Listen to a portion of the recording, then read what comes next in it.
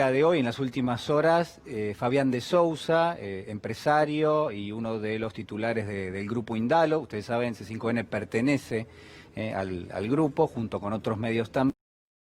Rompió el silencio después de muchísimo tiempo, en el cual Fabián de Sousa estuvo detenido bajo la figura de la prisión preventiva, estuvo preso a lo largo de 20 meses. Y el último 8 de octubre fue liberado.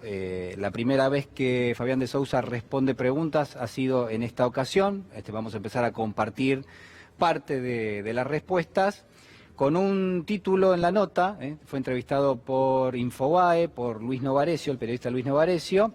El título de la nota es: el gobierno de Macri presionó para que me pusieran preso. Son varios los elementos que vamos a estar analizando y mencionando. Una nota extensa. Allí tienen ustedes, Fabián de Sousa. El gobierno de Macri presionó para que me pusieran preso. Son parte de las respuestas que le dio al periodista Luis Novarecio.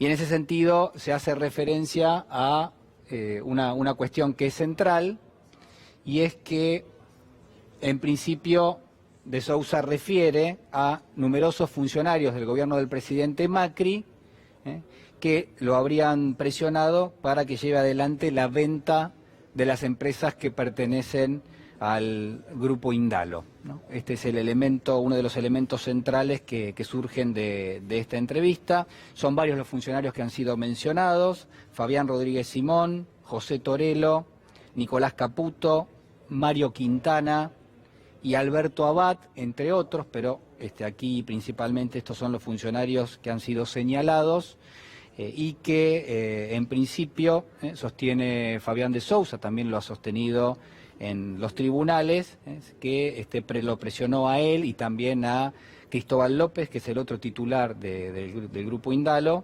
para que los detuvieran, y no solamente eso, sino además para ejercer una presión para vender las empresas.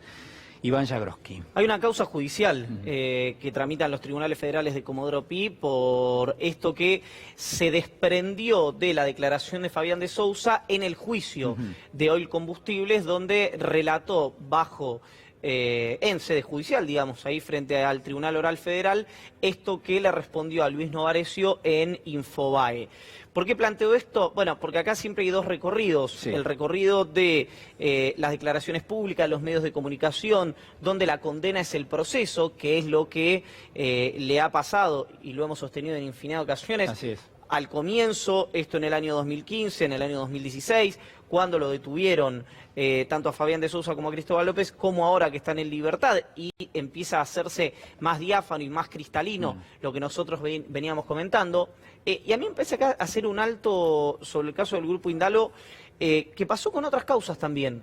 Es decir, yo recuerdo que tratamos en su momento, en el canal, no estábamos nosotros como compañeros de aire, pero sí en el canal, lo que había sido, por ejemplo, para salir de una situación que del otro lado podrían presumir que reviste cierta incomodidad por formar parte del grupo Indalo, sí. Que en términos jurídicos y en términos de proceso para mí no reviste ninguna incomodidad, porque creo que el tiempo es un gran ordenador en este sentido y se va a ir viendo lo que nosotros venimos contando acá.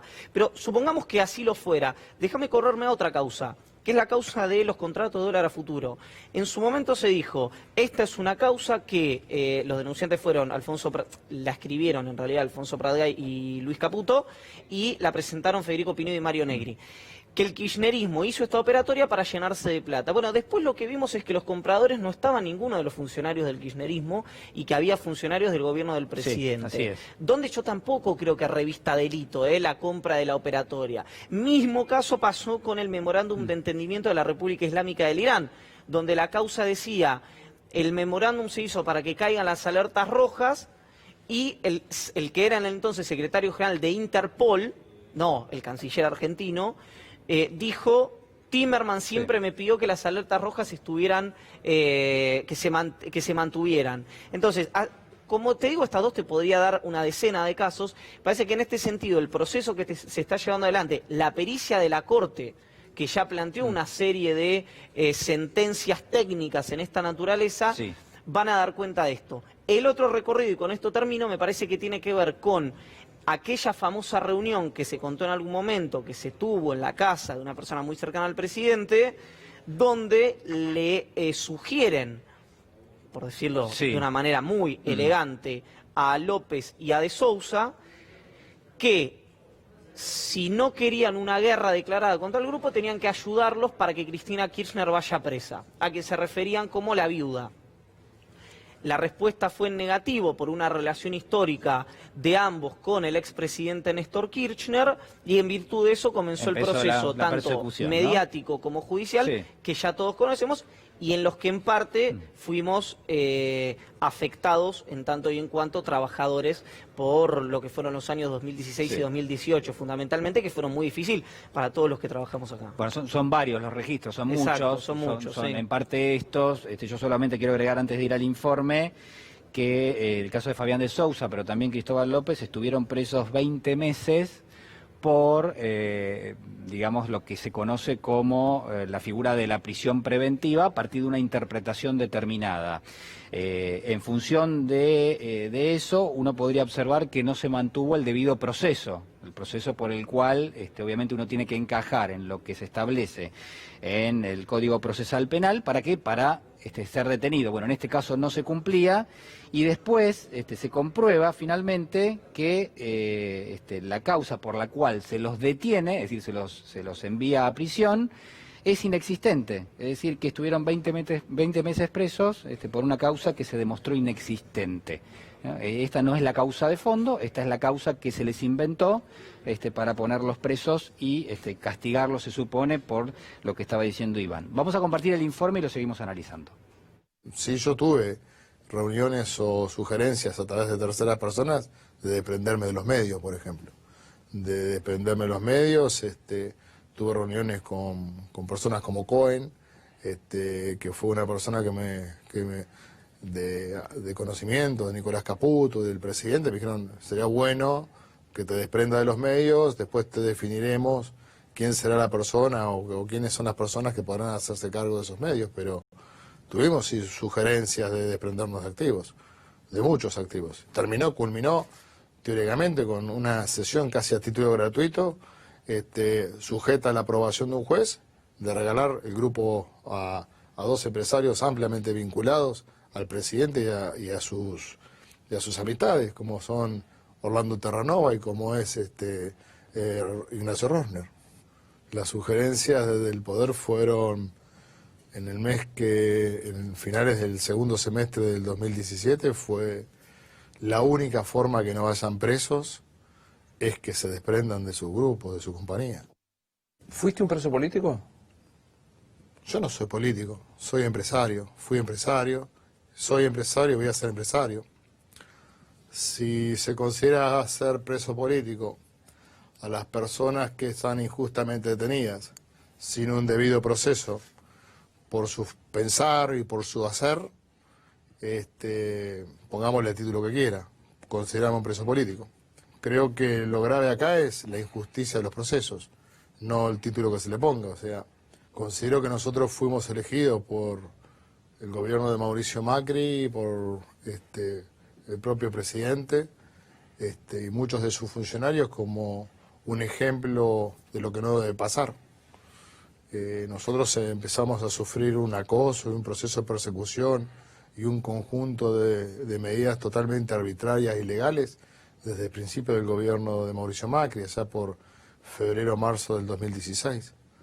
Eso nos puso en un lugar muy difícil desde el punto de vista de poder sostener la actividad de nuestras compañías, y de asimismo nos puso un lugar difícil en la vida personal, ¿no?